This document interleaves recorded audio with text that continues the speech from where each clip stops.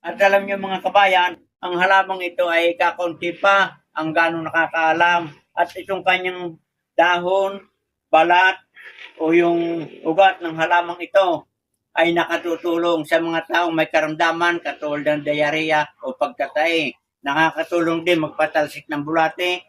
At itong prutas ng halamang ito, mga kabayan, ay mayaman sa vitamin C at antioxidant properties. At ito ay tumutulong sa kalusugan ng ating puso, nagpapalakas ng ating immune system, nagpapaganda ng daloy ng ating dugo, at tayo ay nagkakaroon ng malakas, malusog at magandang pangatawan dahil sa dami ng nutrients at vitamins na dala ng prutas na ito.